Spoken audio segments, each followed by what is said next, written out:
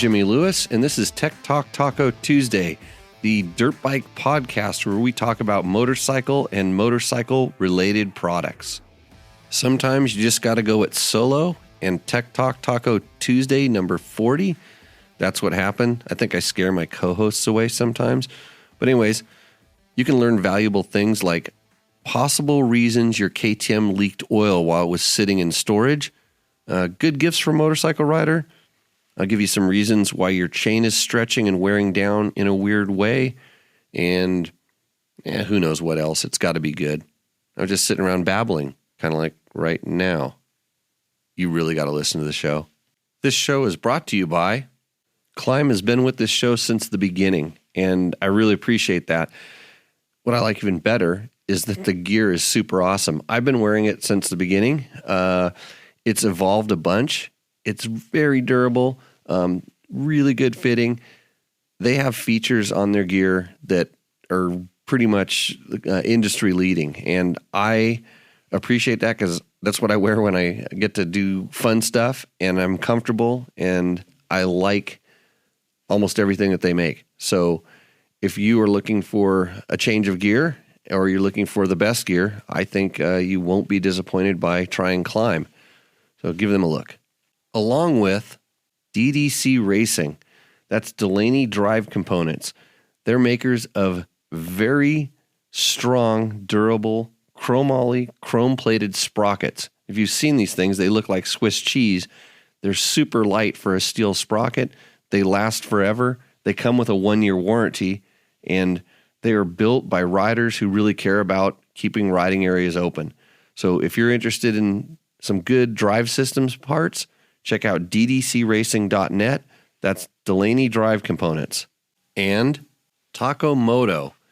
So you've heard us talk about Taco Mike on the show. He's been a guest host a few times.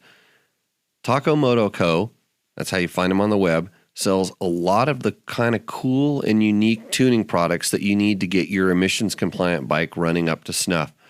So if you have questions, he has answers, and he can also sell you the stuff. So if we can't answer the question here, which we hope we can, maybe he can answer the question over there, and he can also sell you the parts that you might need to get your especially KTM or Husky dual sport bike running like a champ. Anyways, it's tacomoto.co. Now, here's the show. Live in Pahrump, Valley of the Dirt People for dirt bike riders. Wet dirt, by the way. We got some awesome rain. You are now tuned in to Tech Talk Taco Tuesday. This is the motorcycle talk show where we talk about dirt bike and dirt bike related products. My name is Jimmy Lewis. I try to answer most of your questions with my years of lessons learned via hard knocks. So welcome, everybody. Got a few people in the chat room. Sorry, I was gone last week. I decided to take a little vacation, so I thought it would double up on the questions, which it didn't. But doesn't matter. I got a few questions. We're going to try to take some calls about halfway through the show. If you have questions, you can call in, or you can punch them into the question box. I see some of them coming in now. Matthew Cox. I'm going to go ahead and start there. Beer is my co-host. That's right, Bob. This time it's Miller High Life in the can because that's what I found in the back of my motorhome. So cheers to the, I like the champagne of beers in a bottle, but we're going to see if I like it like this. Not as much. It like, It's too cold. Like, not really a connoisseur of beer. I mean, I like really cheap beer, and this does qualify. And it tastes like, just whatever. Perfect. Sorry, Mitch, I didn't have anything better for you. I feel bad. If it was in the bottle, I'd be happy. That's usually what I have in the bottle. We might have to hit tequila tonight. We don't know. We'll see how it goes. Have you tested the SRT bibs yet? No, I haven't. So can't answer that question. But there's a lot of different companies making them. I will tell you my experience with Moose. It's a tricky road to go down, and if that company that is making them isn't very active in testing them quite a bit, and they don't have really good quality control over their factory, I wouldn't expect a whole lot out of mousses, because a lot of them have shelf life based on the chemicals they use to build them, to keep them lightweight, to make them have the right kind of feel. It's tricky. And I know because I've tested mousses for a few different companies, and there are a lot more misses than hits in that market. So, haven't tried them. I'd love to try them. And anytime I can get a couple more sets of mousses to go burn up is good by me, except for when they leave me hanging, and which has happened before. So, I can't answer that question. Mark, no tequila yet. Could come into thing. Yes, Bob, we have empty chairs. Would you like to come out here and take one time? Because you hide, you lurk around. San Felipe Bob is lurking around in the backgrounds of the chat room, but he has not made an appearance here, and he does have a lot of motorcycle experience. So, don't know how good is his answering questions. He sometimes answers questions, but it comes from Bob World, which is, I think, different than it has to do with Yamahas, lots of Yamahas, lots of WR250s, some Baja 2000 solo experience. So he'll tell you all about it right there in the chat. So Jesse has a two-part question I just see pop up on the screen. My KTM 350 sat in the garage all summer. It seemed to have an oil leak. I cleaned it and nothing seems to be leaking. Could the bike have sweat the oil out through the high heat and storage? Not very likely. So when you said the thing sat in the garage and it seemed to have an oil leak, that mean there was oil down on the ground? And from what I know about the KTMs, if you haven't done like some kind of a rerouting of the oil lines that come, the breather hose that comes out of the head, it blows a lot of that oil into the airbox, and it's kind of designed so that it goes down there, and maybe when it's a mist, it gets sucked back in the engine and burned up. But a lot of times it'll pool and collect inside the airbox, and I've seen them kind of, when they get a little bit in there, kind of leak their way out down through the bottom corner. If you have that frame cover on the side of the frame, it runs down the frame there so you don't actually see it, and then it might do a couple drips on the ground, all kind of normal. So I wouldn't worry about it. If it like pooled up someplace in the motor where a gasket was keeping it and it just leaked, maybe you don't have one of the bolts tightened down someplace. The KTM 350s are pretty well known for seeping at the head gasket in the cam journals. So maybe it could be dripping down there. My bike, our high mileage KTM 350 always leaks there. So just something we've kind of become accustomed to, but it's not enough where you would ever actually notice it in the like consumption or losing of oil. So, hopefully that answers your first part. Also, my front brakes have no pressure. This all worked fine during my last ride. Anytime you let a bike sit, especially when it can get like, big temperatures, especially getting hot, and especially if you have older brake fluid in your bike, it will attract moisture. It will get air bubbles in it. So I would just flush it. Just the easiest thing you can do is just back bleed it. So you can just go, run your knee into that caliper, pull on the wheel, push your knee in that caliper, and it'll squirt the fluid back up in there. And then you will pump some new fluid, hopefully with less air in it, down into the line. And a lot of times that can do it. But man, if it's been sitting for a while, there's nothing wrong with changing out the fluid. It'll cost you a couple bucks in fluid if you buy the real expensive stuff, which, it doesn't hurt. And so that would be probably the safest and best thing for you to do. So good luck with that. Let us know how it goes. Don Julio 1942. No, probably not. Yeah, that's probably not on the agenda. I have something that's way more expensive than that, but I'm saving that for special friends. SFB World is good.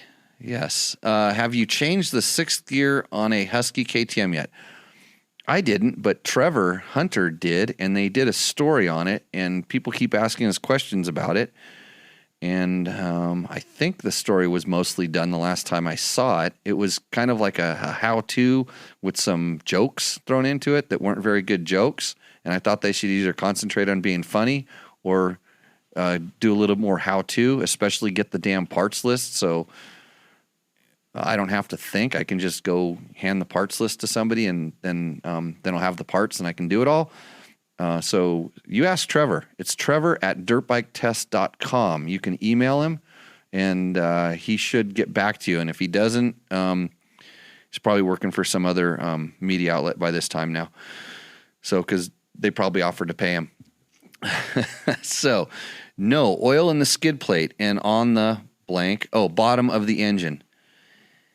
Yeah, I bet you it's just weeping out of some gasket someplace, nothing to worry about. Or it's running down the frame rail like I talked about, and then it managed to, instead of drip on the ground, run out onto your skid plate. So check pull the air filter off and stick your finger down on the bottom. And if there's a puddle of oil, I'm going to almost bet that's where it came from. Just wipe it out with a paper towel and don't worry about it. So the question, brake fluid. George is asking him if it's brake fluid. Hopefully for the let's see. What do you think of the new 2020 KTM 690 with traction control, quick shifter, Explorer EXC suspension, and counterbalanced motor? Is that the new one that they just released the information on? Because all I saw was the white KTM one that had the big giant gas tank, and I thought finally they put a big giant gas tank on that bike, which is kind of what it really needed, and not one that's made out of 16 different small compartments. Just one. Well, actually on that it has 2. It connects to the back gas tank. But wow, if it has all that stuff on it, it's not going to get any better in my world. It's just, that bike is really good at, it's kind of like an XR400, which if you know me, you know that I actually really liked the XR400. But the XR400, as good as it was at doing nothing good, it was a good motorcycle. And I think that's where the KTM 690 is. But it's a little bit bigger and it's a little bit heavier, and it's kind of that in-between adventure bike that's good at doing absolutely nothing except for just being a really good bike. So putting traction control on a pig and, putting really good suspension on a bike that has a chassis design flaw that only allows a really short shock is, that's nice. Quick shifter. I have one of those built into my wrist. And so counterbalanced motor. Has that motor never been counterbalanced? Always been, or it was not in there? I don't know. I don't follow that bike. I don't like it enough. So, yeah, I'm not positive about that bike, but it sounds like it'd be, kind of a little bit better than it used to be, which that's anything. Let's see. San Felipe Bob is having a nut job recovery. I don't want to know anything more about it. So, yeah, that's it for the questions in the thing. The countershaft seals also leak. Hey, George, by the way, George, your bike that's sitting here, the 500, yours is leaking out of the countershaft seal because it left oil on my floor, and you can see how concerned I am about it. And I'm not that concerned, especially since it's your bike. But yours is actually leaking in an interesting way out of the countershaft seal. It's coming out it's going out from behind the sprocket, and then it's coming out the sprocket bolt. So it's kind of working its way, through all the seals and getting itself out there. That's as easy generally as just pulling that bolt out, tightening it up, and maybe put a little silicone or something around it to seal it a little bit better. But lucky it wasn't. Lucky I didn't ride it too much because it could run out of oil and then bad things could happen. I don't want to talk about your 300. So cool. I'm going to turn now to my pages of questions, and I've got a burning question from Curtis Kelly, who keeps resending this to me because he thinks I have some inside information. He says, Jimmy, Ricky Brabeck had a DNF in Dakar in 2018 and 2019 because of his 450X motors died. Well, they weren't 450X motors. They were factory HRC rally motors, and yes, they died. You might not be able to say much. I can say a lot.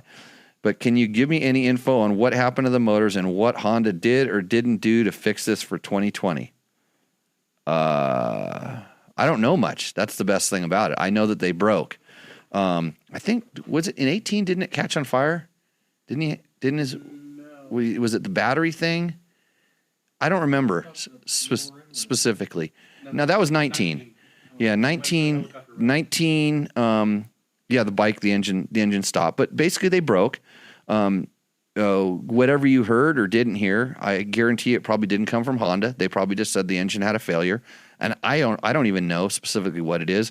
Nor did I really ask that much because I don't. It doesn't really affect anything but the team. And are they doing stuff to fix that for 2020? You bet. Anytime they have, any team has a failure like that for whatever reason, they go back and they analyze everything they can and they figure out what's went right and what went wrong, and then they try to build it better so it can go harder. And the how hard those guys have to ride 450cc bikes to go, for that long. And I think this year's rally is quite a bit longer. And they're not changing engines, or they're not supposed to. So, it's funny because I actually heard some stories about engine changing.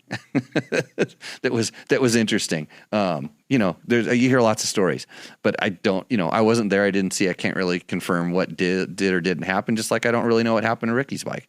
So, they're taxing those bikes, and they've got to run a long time at really, really high RPMs. And you listen to those guys riding the sand dunes, they're bouncing them off the rev limiter, not on purpose. It's just the fastest, safest way to ride them in the sand. And so I can't really give you an honest answer on any of that stuff, but I will guarantee you that they're doing lots of testing. It's just like any racing at the highest level. You're trying to get the maximum out of that thing, and you're trying to learn, and that's kind of the excuse to go racing. Yeah, you want to win and you want to be at the top, but your excuse is, hey, we're trying to see how far we can push these bikes and what we can learn from, what we're doing. And there's no doubt Honda spends a lot of money doing that. And I know they've been doing a lot of testing. So that's the answer to that question. ST1 asks, I have the 2018 250cc TPI. Do you guys know if my bike can be changed to a 300cc? If yes, what parts have to be changed in order to make it 100% like the 300cc that comes out of the factory? Well, I haven't done the specific research on that, but I guarantee you, since those by the 300 and 250 are pretty darn similar, that you can change it. And I don't know if it's just a bore only thing. Power Parts has a whole kit. There's a kit. They used to have a kit for sure. So in the old days, to make your 250 a 300, and it was kind of designed for the XC. So I don't know if they have it for XCW, but the motors now are supposedly exactly the same, besides transmission ratios. So what goes on top of that base gasket is, all 300 stuff. I remember that it used to be just a bore. That was the difference between the 300 and 250. It was the different. So you have a different cylinder, different head, different piston, and then you needed to get the ECU, or you were supposed to get the ECU that went along with the 300. But one of the hot tips was to run the 250 ECU on the 300 back in the day when they were carbureted. Just because it gave it a different power character that most people that I know that rode it preferred. So were we maybe more advanced riders and a bunch of spoiled magazine editor kind of types? Yeah, but I don't know that you can do that on the TPI bikes. I don't know how sensitive they are and stuff. But if I would look in to see if Power Parts has a kit, that'd be great. Yeah. Thank you. Let me know how it goes. ST1. Matty D comments on the same bike, or actually the 300. Lots of guys having boil over issues. KTM is going to have to address that for sure. No, they're not. there's not a lot of guys having boil over issues. And I would really be willing to bet you a lot, like a 6-pack of these, that the guys that are having boil issues also have clutch control issues. And 99.9% of the heat that's causing the problem is coming out of the clutch, heating up that engine. And trust me, the radiators aren't very good at cooling that heat down, and it's a really good heat sink down there. And that's what's causing all the heat. So if they would just let go of the clutch and start using the throttle to make power as opposed to slipping the clutch, or learn how to use their clutch so they don't stall all the time, they won't have boil over issues, and KTM won't have to do anything about that at all. KTM can thank me later for addressing that issue, because I'm sure everybody was running down to their dealers to file a complaint about boiling over. I've been riding the 300 that we have here, and I have a 2019, I have a 2020, and that whole time we had that other bike, I never got it to boil, and I rode it in some pretty tough conditions and stuff when it was really hot too. Does the Recluse help on all of that? And the question is, I'm wearing a Recluse hat today. Hey, by the way, this portion of the show is brought to you by Jimmy Lewis Off-Road Riding School. By the way, we have a couple spots open in our class this weekend if you feel like you need to learn how to not slip your clutch too much. But the other thing you can do is you can put a Recluse in your bike, and then you never have to touch that lever. Just saying. And what the Recluse actually does is kind of teaches you how low you can lug your bike before you actually have to pull the clutch in. Because I find that a lot of guys are so scared of stalling the bike that they're afraid to trust the torque of the motorcycle, or they're stalling because they just don't have the coordination between their throttle hand and their clutch hand, and so they're actually letting the clutch out when they're at zero throttle. I mean, you should try this sometime, just as a thing. Take your throttle and turn it to like maybe 2%, and try to stall your bike. Make sure you hold that throttle at 2%, not 0, not 1, just 2, just enough to where the RPMs start picking up, and try to stall that bike. And it's really, really hard to do. In fact, it wouldn't be surprised if you were wheel lofting on accident more than you were stalling if you just held that throttle at that position. So, but the Recluse will teach you, a properly set up Recluse will teach you how low you can lug the bike and kind of what it sounds like. Because if your throttle position goes down to a point where the RPM drops, it does the clutch for you perfect. And the thing about that position on the throttle, there's not much power, so it's not going to generate a ton of heat there. Because the minute it's doing the slipping, the kind of friction that causes a lot of heat, it starts engaging and doesn't allow the clutch to slip. I mean, just enough to get it going. Then there's enough power to move the bike, and it lets the clutch all the way out for you. So, if you want to learn more about that, we have a little thing on setting up Recluse clutches on dirtbiketest.com. That's the website that we have. And it's amazing when you type stuff in the search box in dirtbiketest.com, you go right to those stories that you were looking for that information on. So Matty D, I hope I didn't wreck your your hate of KTM clutches. I think of all the clutches, all the bikes that I've ever ridden, the KTMs have the most durable, longest lasting clutches by a margin that's quite a bit better. They've always been a little bit different. I mean, they used to have metal centered plates, back when I was racing 125s. They had some crazy stuff, but the clutches have always been pretty darn good. Travis Spencer commented, KTM headlights still suck.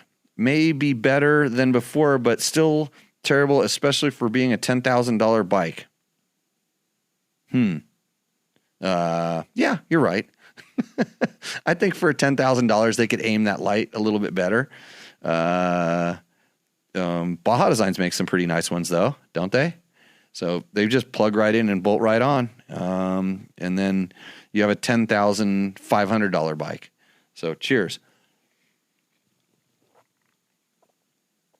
So John Houston comments, on what's he talking about? Oh, he's talking about the KTM 300 also. He says, when you buy this bike and mod it, be sure to tell the dealership that what you did to it before it started running like shit and not starting at all. Leave it alone and you will be happier for longer with more money in your pocket. John, I can't agree more.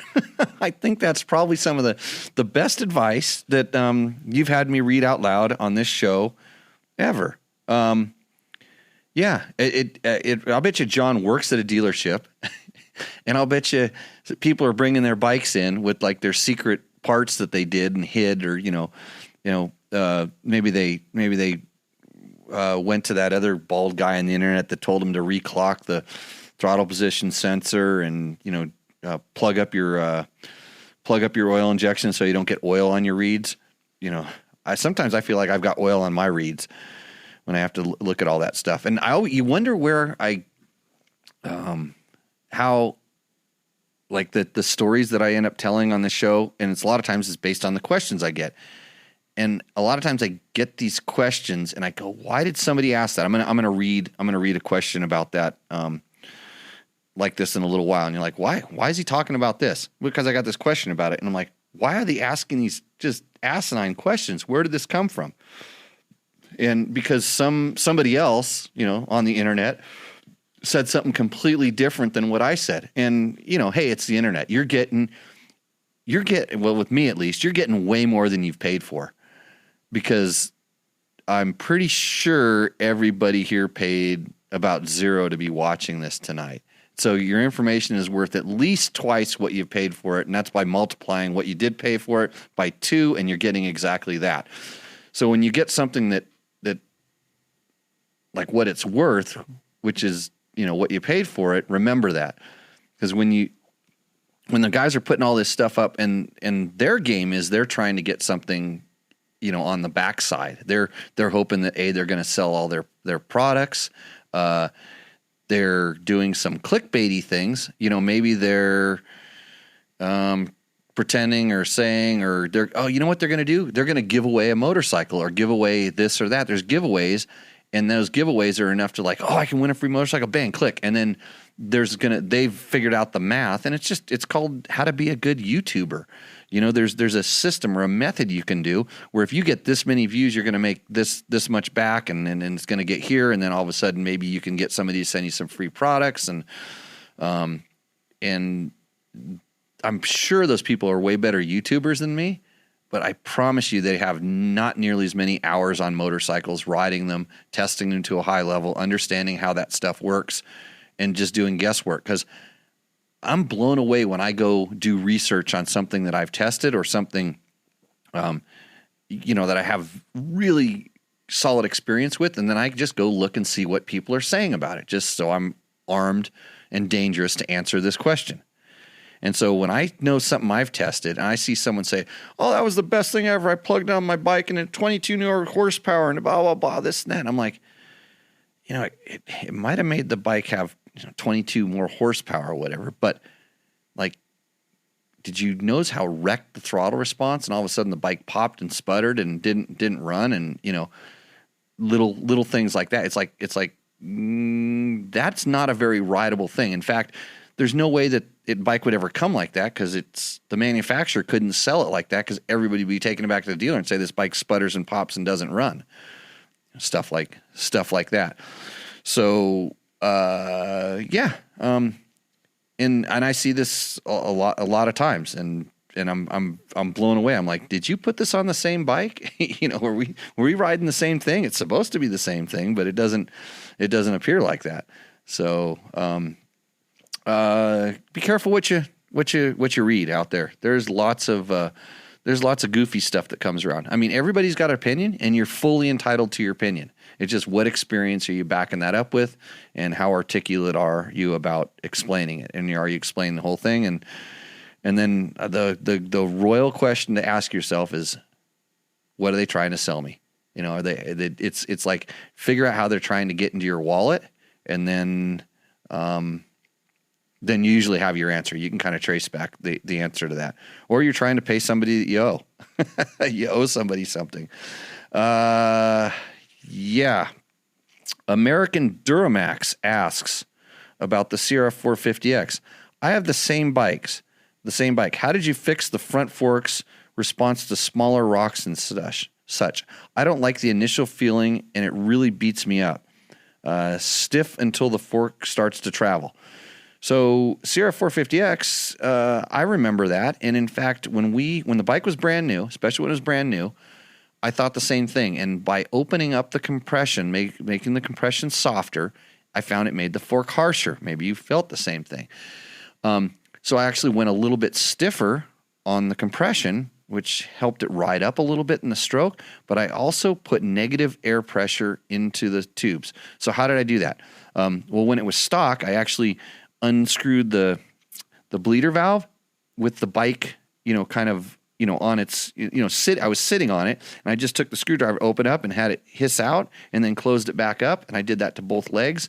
So maybe it was, instead of being fully extended, it was extended down about, inch and a half, whatever the sag was based on where my weight was, and it put negative pressure in there. And this is a trick that I learned from the old KTM WP4 CS forks. This is how we used to get them to be supple.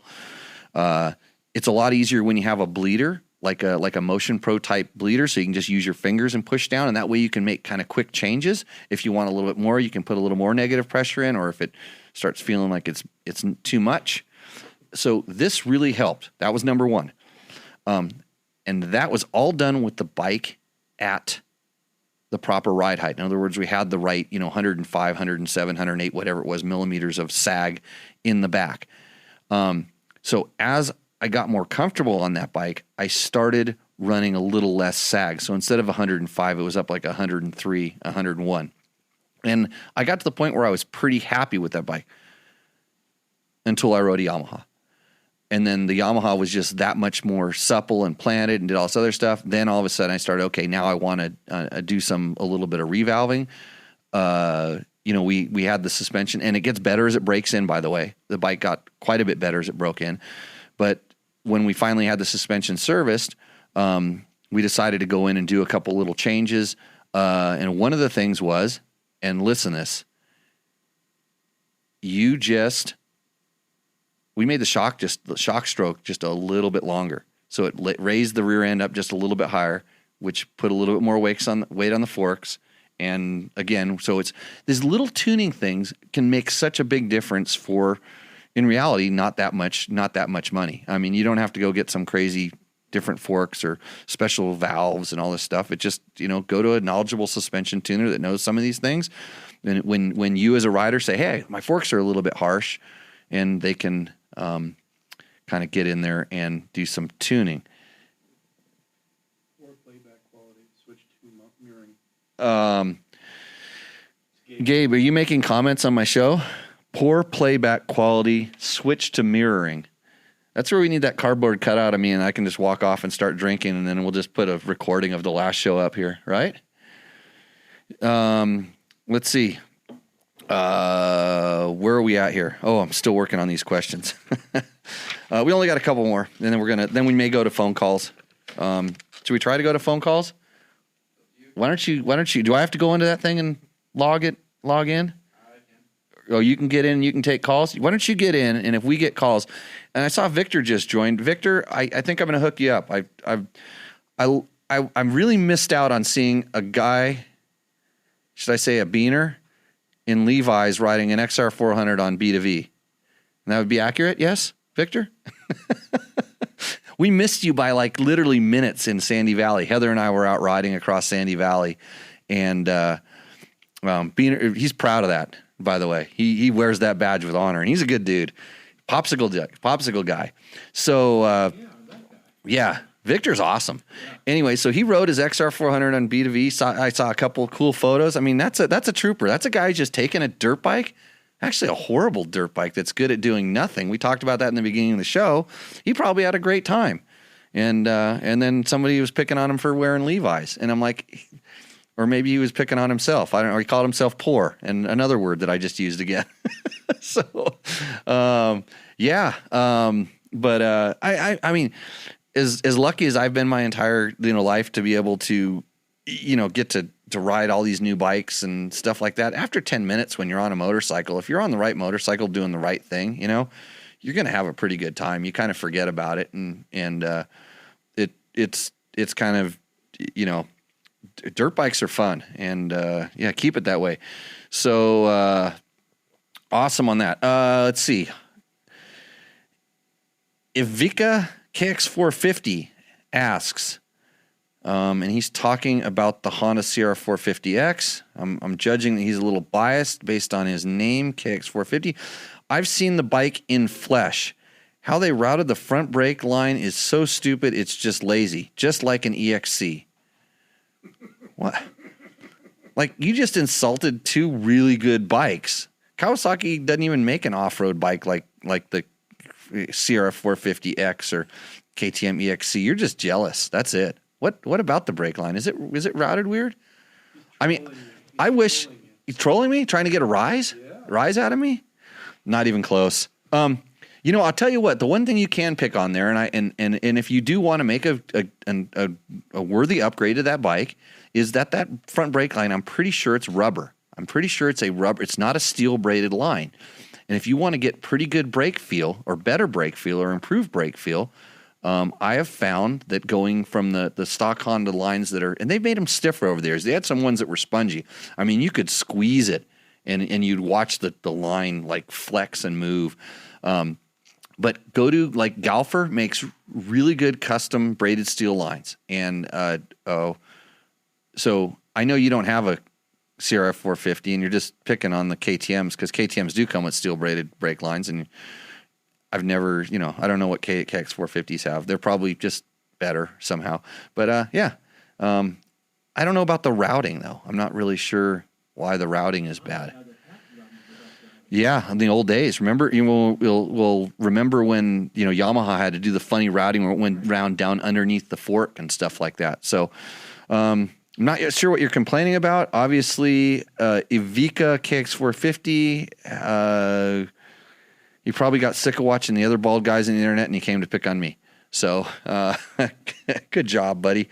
On the YZ250F first ride video, Imtada commented, turning the motor around made a big difference. LOL. Maybe Yamaha should switch front and rear wheels, 21-inch rear, 19-inch front. With a happy face. What does that mean? I mean, I tell you what, yes, turning around the motor made a big difference, especially on the 250F. If you watch most national motocross races, just for instance, where people spend a lot of money to get their bike out in front at the first turn, especially on the shorter start straights, watch which bikes were always out front. It was always YZ250Fs. And having ridden some race versions of that motor, and just even stock compared stock to stock, the advantages of having that motor design with that straight down intake, downdraft intake, yes, did make a difference. And it makes it easier to get more power, more reliably. And the power delivery still, I think, and I think our test says it, it's still pretty much class leading. It's the one everybody else is shooting for. And even if they can get like as much up on top and stuff, they're still struggling to kind of get that full spread of power that the Yamahas have. So I think the KTM motor actually may make more peak. I'm just guessing, you know, stock for stock. But yeah, it did make a big difference. So, but I don't think changing the wheels around would help much at all. So I don't think you're going to see them doing that anytime. Hey, you know what's really funny about that? Who did it first? Who spun the motor around backwards first? At least in we'll call it modern times. Anybody want to answer that question? Yeah, doesn't start with an H. Yeah, it's a bicycle company did it, because bicycle companies do stupid things, right? All the time. Let's see. Let me see where we're at. See if we can go back and grab some questions from the forum. Let's see. Did I miss any? Did anybody see anything? The loud pipe saves lives. Ignore Bob for a little bit. Yeah, ignore Bob. I don't do that. Let's see. Lou Peralta. Lou is the guy that used to put on those Baja. I forget what they were called, but they were like Baja de Lou. Well, yeah, it was. He used to do watercraft races. Now he does side by side races and stuff. But they were kind of the smaller. It was like the fun series that you would do down in Baja. Yeah. So Lou's in there. He says, I'm not sure what he said. There was too many words for me to read right now. Let's see. Dave Scott, love my 2020 300 XCW. It still stalls quite a bit for me, even fully warmed up. Okay, Dave, let me help you with that.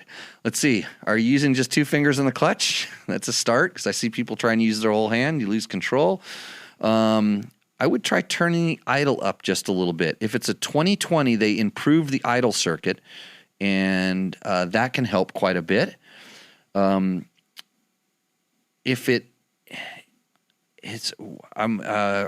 just trying to figure out how would that bike stall. I mean, they have a ton of torque. Yeah, you can put a recluse on it; it won't stall anymore either. So yeah, little more information. Actually, I run my 2-strokes with the idle set, so the bike, I call it just barely idles. So it almost stalls. Like it'll actually idle for about 20 or 30 seconds, and it's struggling to idle. And I didn't have any stalling problems on our bike at all.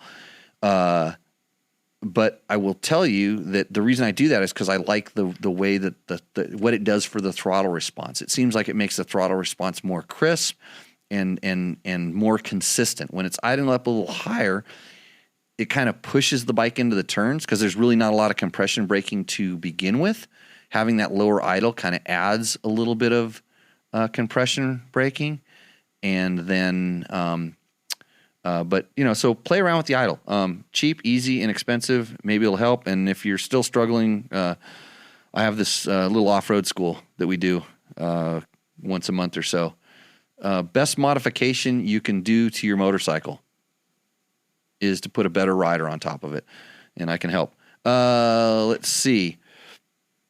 Mark Daniels, Levi's and not Kevlar jeans. No, I don't know what they were. Like I said, I missed him. He went to the wrong bar in Sandy Valley. They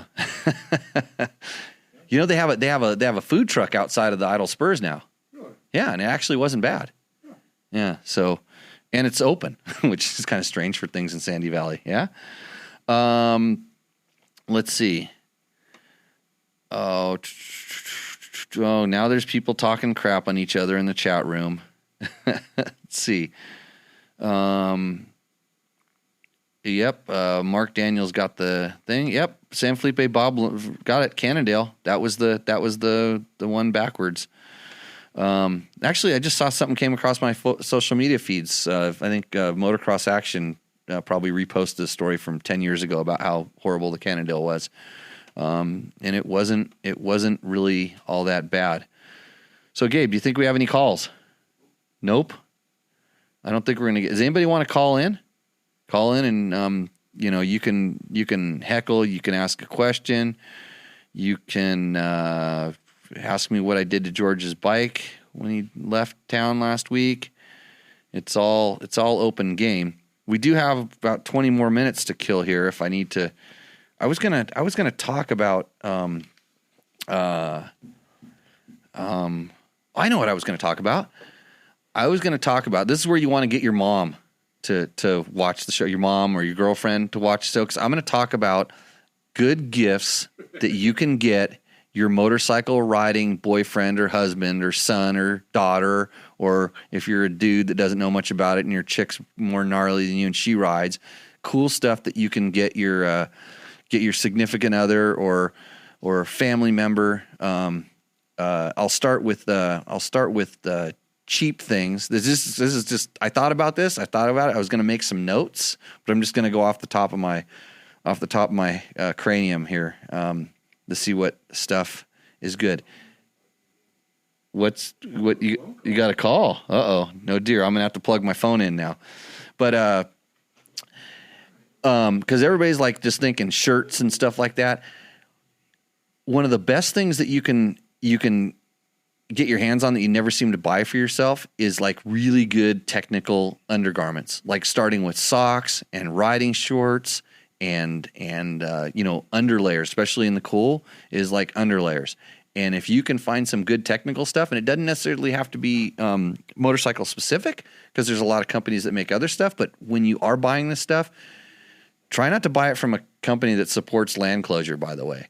Look at companies. So I'm going to say right off the top, Climb makes really good stuff. It's not cheap, but it's some of the best stuff I have. And since they come from a snowmobile background, they know how to keep you warm. They know how to make that stuff work. It's one of those things that nobody ever buys, but once you have it, you're gonna wish that you had that kind of stuff before. There's a company called Moto Skivvies that makes some compression socks, and if you're wearing your socks all day long, I was blown away by how good their socks were. They have one. There's a test on it, a dirt bike test. They're actually hard to install. I gave it a thumbs down for installation, like actually putting them on and taking them off, because they're tight, and that's the way they're supposed to be. But when you take your shoes off, your boots off, and you peel these socks off, and you're like, hey, my feet feel good. They actually feel, there's a little bit of relief when you take them off, but the whole time they actually feel better. And I did tests where I wore one all day long in like a regular sock, and it was noticeable.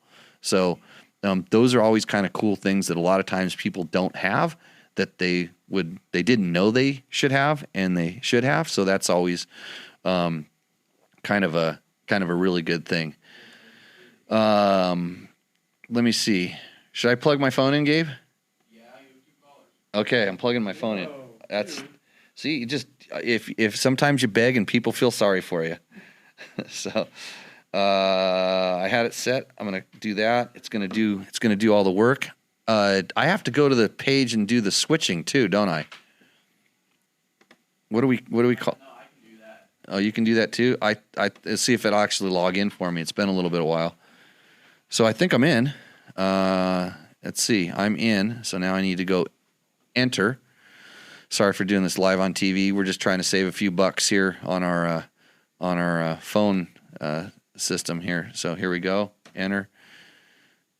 Oh, here we go. I want to host the show, right? Yeah, you're hosting. That's it. I'm hosting the show. Here we go. Oh, Victor called in. Okay, here we go. Victor, let's see. I think I'm putting you on air. Odele. All right. Well, my buddy was riding a KTM 525. I don't know the year. Uh-huh. But he installed a brand new chain on that thing, right? Yep. And all his sprockets back and front, they were perfect when we started over there at Palmdale. The chain was adjusted right, I guess, because we kind of adjusted it right. And halfway, it started like slapping, like pretty consistent, at a very consistent rate. When we got to Barstow, the chain was probably like a link more longer than when we started. Yep. So we readjusted again the chain, and halfway to Vegas, it was loose again, and the teeth were very sharp over there at Sandy's, actually. Yeah. Okay. So couple questions. So number one, chain and sprockets or wear items, and they have break-in. Now he didn't get this like for $39.95 for the whole set, did he? I don't think so. The sprockets were stock, and the chain was a DID, I believe. Wow. Okay. So, and on new stock sprockets are good. It's an aluminum sprocket, but a good quality sprocket. Yeah, that was what I wondered. Maybe it was misaligned or something, because they were getting pretty sharp. Like someone was sharper than those things. So they still had the right shape of teeth, but the sprocket were actually getting ground down and kind of narrow. Yes. Like more like a razor. Okay. So couple things. It sounds like there's probably an alignment issue. So whether or not KTMs generally have the same side spacers on both sides of the wheels, but I've seen spacers get swapped and wheels get kind of shuffled off to one side, or the chain guide gets bent. So the chain guide gets bent in, and then it runs the chain on in a misalignment through the sprocket. But just assuming that it's all good quality stuff, generally your first ride on a chain and sprocket, it will stretch a little bit. And especially you guys are riding in sand and mud and snow, that actually icy snow is like really, it's really hard on sprockets. It's really good at grinding on that stuff. But if it's kind of, you go from slipping to grabbing really hard stuff, the mud was sticky, it was great, but it was sticking to the tires really good. But when you went to like snow and mud, it kind of like jacked the chain pretty bad. Yeah, there's other question is places out there where that mud is it's like a grinding compound, and so it can be pretty hard on that stuff. But if it's narrowing it down, and then you said he did both front sprocket and rear sprocket at the same time. Yes. So it was all new set. Yeah, because sometimes if you leave your countershaft sprocket on there and it's worn a little bit, it will stretch the entire chain. It'll stretch the chain to match its teeth, because that's where a lot of the power is coming from. So it's forcing the chain to do something, and then it'll prematurely wear the back chain. But it was all replaced as a single thing. And then, believe it or not, there are some chains that fit better on other sprockets. Like just the shape of the teeth is a little bit different on certain sprockets versus certain chains, and so a lot of times it will match, right? It's just like running an out of worn out kind of a thing. So that can be a problem. But the going to the side, I would really check the alignment and make sure. And sometimes on some bikes, even if you're using the alignment marks on the swing arm, they're not accurate. You've got to actually take a tape measure, or there's some special tools that'll measure from basically from the swing arm pivot back to the axle to make sure it's square. And you would hope that the frame is square. The frame is straight. I know. We actually use the marks to line it up. Also, when I was riding with him on the MDR, which is kind of flat, we rode some of that stuff, and I was next to him. And the chain was slapping very, very, like, consistent. It was slapping at high speed. Yeah. We were not, like, getting hard and soft stuff. It was just clack, clack, clack, clack at the same rate. Like, to me, it looked like one of the sprockets was out of round or something. So I don't know. And then on the KTM, I've seen people do this before on accident, is that the axle blocks are different lengths. So if you put it one way, it's farther back, and you flip it the other way, and it's 2 teeth less. It's actually 2 teeth. So it's kind of on purpose. They design it like that so you can switch sprockets, switch wheel size or sprocket size is pretty easy. But I've actually seen people put them on where one's one way and one's the other way, and then everything's crooked. It's pretty obvious. The wheel is really crooked in the swing arm. But I would check the obvious stuff first. So check to see if the chain guy's not bent. But that slapping is just because of the torque of that motorcycle. That's pretty normal. And then sometimes when your chain wear pad, the glide pad wears out, it's actually slapping down on metal. And if the chain's either a little bit too loose, sometimes it can do it. Sometimes even when they're too tight, it just gets a certain oscillation. So I mean, there's a ton of ton of stuff that could go wrong. But is this guy always having problems with his bike? I think it's the first time after he changed that chain. It's kind of weird because we adjusted them thing like 3 times and he kept doing the same thing. Right. Yeah. I saw another guy on the KTM with the orange. How do you call that sprocket that has it's orange and then just the teeth are different? So sometimes those are super sprocks, and then Renthal was also making like they call it a twin ring. So it's aluminum on the inside and then a harder metal. It's a steel on the outside. So yeah, those have always been the Renthal ones. They had some problems with in the early batches, but I haven't used them much since then. I see. All right. Well, that answered the question. I'm going to tell them what to do. Those things. hey, Victor, send me. I'm gonna see about getting you hooked up with some pants. So if you can squeeze squeeze into the 34s, we'll get you out of those Levi's. might have to start doing some sit-ups. So, but hey, thanks for supporting the show and calling in all the time, and we'll see you out in the desert someplace. I'll visit one of these days. Well, thank you very much. Have a nice one. Right on. See you. The show here. Okay. Take care. Bye-bye. Okay, Gabe, you said we had another call? One just came in. You screening them? We'll get this down. One of these days we'll figure all this stuff out, right? So, okay. And Alan Anderson mentions DDC all the way, and I have to agree with that. That's Delaney Drive components, and I use those on a lot of my bikes. I use the Dirt Tricks ones previous to that. Those are really good. Those are those Swiss cheesy looking stainless steel sprockets that weigh nothing for a stainless steel sprocket, and I've never worn one out. So those are good as well. And Mark Daniels measured the KTM 500 and it was off by 0.050. I don't know. That's like a little bit, but not a lot. 50 thousandths. Yeah. That's not that much.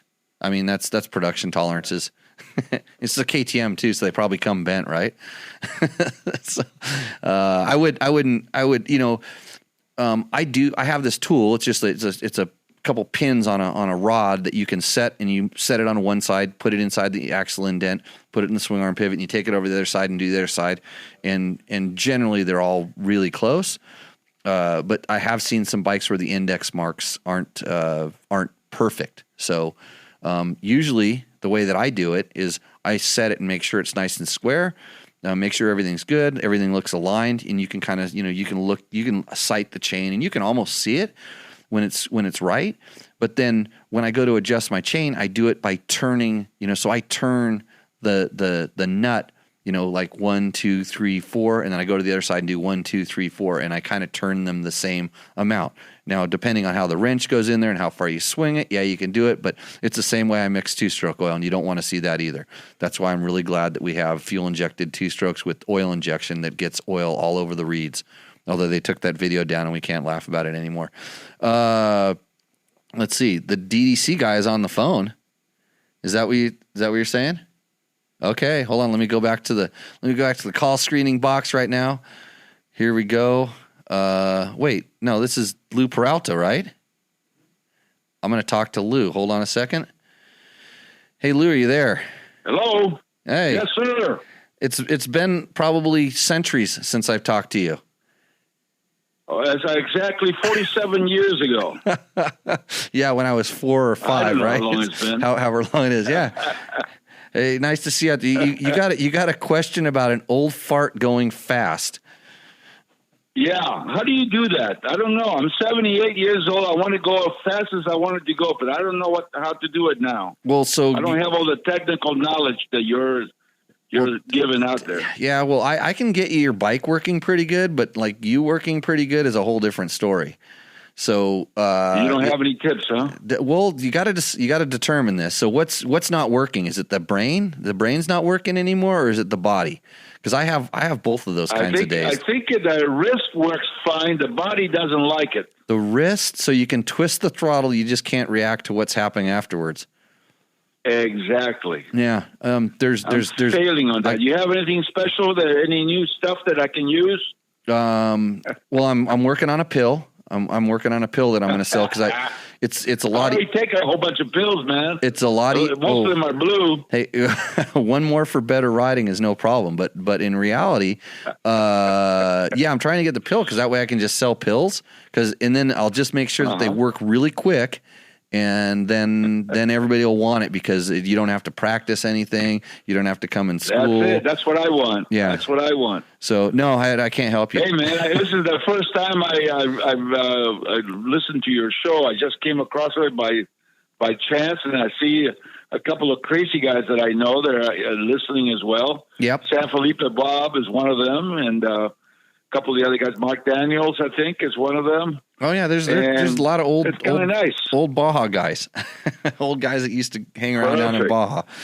Yeah, I never got to. Man, I just want to put. I want to promote something if I can. You wouldn't be a promoter if you didn't want to promote something. So go for it. I'm going to give you that space. There you go. Well, December 14th, we have the California City Grand Prix here in Cal City. Yep. We're putting it on again, and man, we'd love to see a lot of you guys listening, and you come over and ride. Oh, I don't all that technology that you got behind yourself to use. I don't race anymore, Lou. I'm retired. I ride races, really? but I don't. I ride races, but I don't race them anymore because. Well, that's okay. Yeah. Hey, that's Hey, okay. are you That's gonna? just- Are you just gonna? as good, man? Are you It gonna makes have you that? feel good? Are you gonna have that big purse like you used to have back in the day when the Oh prospectors? man, we got a big purse. A big purse, because like when I made that was one of the best paydays I ever had. Me and Dave Donatoni on the Barkmaster CR 500. We scared the cop because he was pointing the radar gun at it, and he thought there was no way we were going to turn that sucker off the road out into the dirt, which we did, probably 40 bike lengths of horse in front of the next bike. But we had a good payday there, and then those days kind of went away.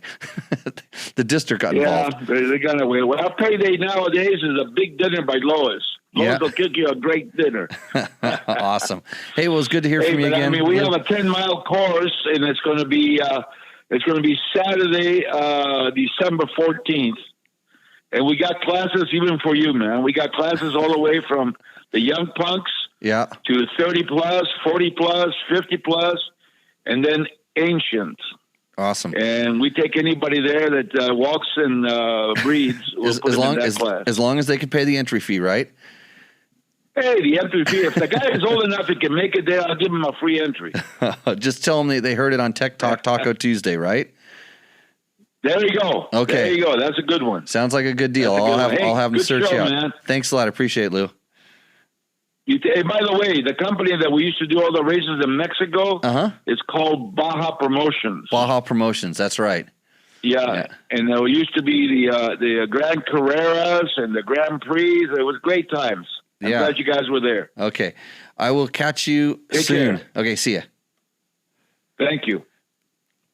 Okay, that was Lou Peralta, who, like I said, used to run Baja Promotions, and I don't know if I never did his races down in San Felipe. I know that's how San Felipe Bob got to be San Felipe Bob, was by going down and doing those things. And I think he got more famous racing a jet ski, a couch in the water or something. So that's it for calls, right? Yeah, George says to show you this. George says to show you this. What's he going to put this up on my Facebook page of me laying down in the dirt? Notice, hey, look at that. Notice there's the picture on the forum if you're in there. That's me sliding, by the way. Hands still, Gabe, you can vouch for this. Hands still on the handlebars, throttle still twisted, right? Yep. You can save it till it's almost done. So, okay. Let's see where we're at. Do we have any more questions in the room? I was going to talk. I got to get more prepared if I talk about let's see, Christmas gifts. What else? What was that? Motion Pro tools, right? Nothing wrong with tool. Which tool, Gabe? The MP tool. That's actually a pretty good one. Yeah, I have to agree with that. Yes, and I'm sure George is going to put the thing there. Hey, you know what? You know what I got to do for Christmas? I got to go to American Super Camp. Thanksgiving. No, it was Thanksgiving, but it was like a Christmas gift from somebody. So, and if you don't know what that is, so I run the world's best off-road riding school. But if you want to learn how to slide a motorcycle around TTR 125 around a flat track and have a really good time, American Super Camp is a pretty cool place to go. Now, I've known this for a long time because I ran into Danny Walker probably about 20 years ago. And somebody just said the tire pressure gauge from Amazon is a good Christmas gift. Yeah, click on the link that we're going to put on the bottom of the YouTube video or something like that. I don't know how to do that crap. But anyways, so for a guy who's been riding for so long, and I mean, I can flat track pretty good for a guy that didn't know really what I was doing. I kind of knew enough to be dangerous, but to have really good instructors that were really paying attention to what you're doing and teaching you this technique that's a super, super advanced technique that they take in a really controlled environment on fun little bikes. And we did it in the City of Industry, and the dirt there was amazing for the flat track. So Yeah, and people remember we used to have the flat track back at Cycle World Magazine. We used to go out to Orange County Fairgrounds with the Speedway there, and Brad Oxley would every once in a while, if we'd put on a show by doing like a mini bike motorcycle demolition derby during halftime, he'd let us go race around there. So I mean, that is some good times on mini bikes. So thanks, George, for reminding me to mention the American Super Camp, because I did have a good time. I haven't had a chance to go slide around on my flat track out here since I got back, but it's prepping. It's prepped. It's looking really premium right now, and it's going to rain again tomorrow, so that's going to soak in and pack down a little bit better. Might have to be getting me a steel shoe though, pretty soon. So, but yeah, I went down a couple times, like exceeding my skill level. A little bit, but they wet down. So for some of the sessions, they just soak the course, so it's like grease. It's slippery, but they want it to be, because they want you to learn how to control the bike. And I've had a lot of people that have gone. We've recommended that school to a lot of our clients, told them to go there, and they a lot of them come back and they said, "I'm not sure what I learned, but I had a really, really good time." And I'm like, "Oh, you learned something. You learned what it feels like for your bike to be out of control, and then some techniques to use, so that you're not going to die. You can still save it." And because I've seen a lot of people just jump off the back and do kind of dumb things when they get just a little bit out of control. So yeah, that was a good time. I think we've answered most of the questions. Yeah, we used to do mini motard in the parking lot. We put flat track tires on our XR100s and went and set up cones in parking lots and drug knee, with my Australian buddies, the Alamangos. He was a 7-time world demolition derby champion too, evidently, allegedly. At least we got Larry Huffman to say it, and I do have it on video. So anyways, I think we're going to go ahead and wrap this up. We have... I think, got all the questions. If you have any questions, you can also put them in the bottom when you're watching this on the different platforms, YouTubes and stuff like that. A lot of times we go back and harvest those questions out, answer them on next week's show. If you wonder why your question from last week's show it didn't get answered on a show that you've seen, you probably have to look at another show. We have archives of our shows going back, and like I said, one of these days, I mean, we're 40 shows into this mess, so you think we could, be a little bit more professional, but it all revolves around our sponsorship dollars, So we're waiting for that big investment to kick this thing to the next level. So if you know somebody who has excess marketing budget, have them send them our way. Metzger, I saw Rob Metzger on here. Why don't you side job a little bit for me over here? I don't think Roland would mind. Not one bit. So everybody out in motorcycle world, have a great time. We will likely see you next Tuesday. Oh, I don't know. We're supposed to be doing rally training. We're going to rally train next Tuesday. We'll be back here. You're not going to be here. Not for... Yeah, so... got a busy week next week. So trying to get some guys ready for Dakar. So with that, I will hopefully see you guys out on the trail. Cheers.